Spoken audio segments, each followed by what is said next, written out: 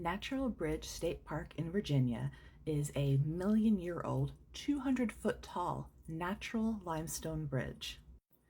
It's known for being the space that Thomas Jefferson's heirs had to sell off to make good on his debts, right? Millions of visitors come from all over the world to see this natural wonder that George Washington or someone pretending to be him defaced, by the way. And when I was there, I saw this marker that talked about the first non-Indigenous caretaker of this space, who was a freed Black man named Patrick Henry, and he had the most extraordinary family. So I did some digging. Why don't we talk a little bit more about him instead of his family's enslavers, yeah?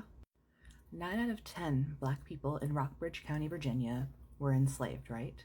And the 10% that were free were the targets of vicious racism and discrimination. And that is because enslavers were really afraid of freed people who remembered how it was to be enslaved and who often had the means to help instigate resistance, revolt, revolution, right? So Patrick Henry was born to Lavinia here, who were both subject to the 1806 law that mandated that freed people leave the state within 1 year of their freedom unless they obtained a court petition to remain, which was really difficult because of course, enslavers did not want the recently freed to remain, right? Those that were able to remain had to register with the county every 5 years and could be jailed and beaten if they couldn't show their freedom papers if asked by any white person at any time, right? So Patrick Henry was essentially living under a surveillance state. Now, because of this, Patrick Henry's brother, John, who owned his own house and worked at Washington College, emigrated with his family to Liberia rather than living under those conditions, right? And his other brothers, Duncan and William, who are Duncan there and William is here, right? So they were subject to legal measures to re-enslave them, and there are court papers where it shows that they fought back, right? They brought lawsuits against some of the most powerful enslavers of the county, and they won at a time when it was very, very rare for Black people to secure a win against a white plaintiff. And do you remember the mother Lavinia here? So she survived enslavement under the Tapscott family, right? In the birthplace of both George Washington and Robert E. Lee, right? Patrick's granddaughter Cordelia is certain that Patrick and his brothers, who were described as mulattoes, right? Which is an outdated and offensive word for Black people with one white parent, were the children of the enslaver, who upon his death tried to free the woman that he had assaulted, Lavinia, for her, quote, faithful services, though he did not ever try to free her children, his sons.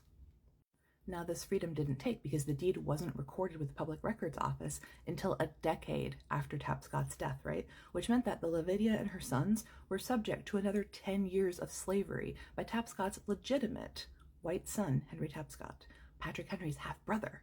So Patrick Henry was enslaved by his own brother, and then who sold him to another Tapscott, John Tapscott. Now, we know from Patrick's eventual emancipation papers that John Tapscott, when he made the purchase, was, quote, well knowing that it had been the intention of his brother Martin Tapscott to have emancipated and set free the said Patrick back in 1804, but instead of carrying out his brother's wishes, John took advantage of the law and he kept Patrick anyway, making him a deal that if he could earn $300, he could buy his freedom, which he did. And all of this really speaks to the parts of slavery that we don't talk about enough, right?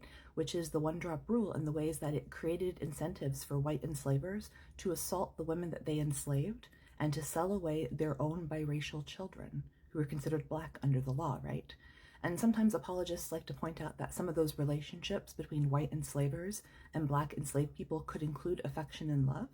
And while I'm sure that some enslavers told themselves that, right, there can be no love without consent and free will, right?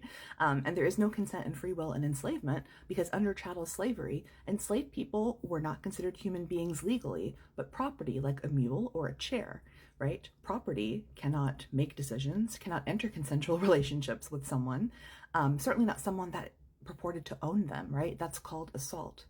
And mostly the women who found themselves in those relationships did and said whatever they had to survive and to avoid punishment and to ensure some path of a livable life for their children, right? That's not love, that is Stockholm Syndrome at best. And in this book here, Diana Berry and Leslie Harris argue that sexual intimacy constituted a core terrain of struggle between enslaver and enslaved, right? Sexuality was a tool of control, exploitation, and repression, and it was this dark cloud that loomed over the lives of most enslaved people. SA was an everyday part of enslaved people's lives, and it was an open secret that all enslaved people, enslavers, and others who witnessed this exchange knew about. So despite being born into all of that, right, Patrick Henry was someone who knew how to leverage what historians call his proximity to whiteness, right?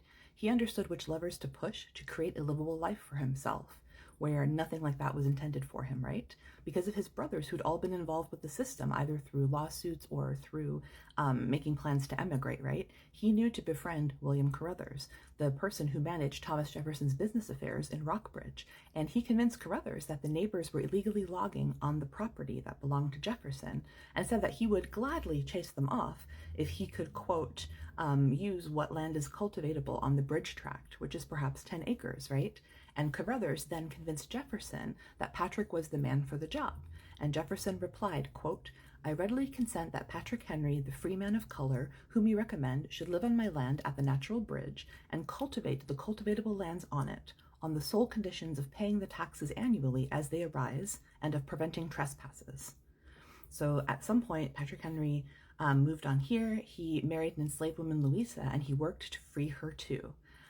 This is really sweet. In her manumission papers, he wrote, quote, I do renounce, resign, and henceforth disclaim all authority over her or in the capacity of a slave, right? So he's saying, like, I don't own her and she is not enslaved. And that is the relationship that he chose to have with his wife. So Patrick and Louisa built a log cabin which stood right about where the Natural Bridge Hotel stands now. And when Jefferson and two granddaughters visited, it was Patrick who led them on this tour, laying out planks and logs so that the girls could do the walk in their fancy slippers, right? And after that, students from Washington College came to see it, and Patrick worked on becoming a full-time tour guide and keeper of the site. He was essentially the first park ranger there. This is the only image that we have that refers to both Patrick and Louisa. They had two children, Joseph and Eliza, and when Thomas Jefferson died, they remained on the property with permission from Jefferson's son until he sold it in 1835, and the new owners permitted Louisa to stay there in the same capacity her husband had, right, as storyteller, caretaker, and tour guide. She essentially became the second park ranger of that site before we had those terms.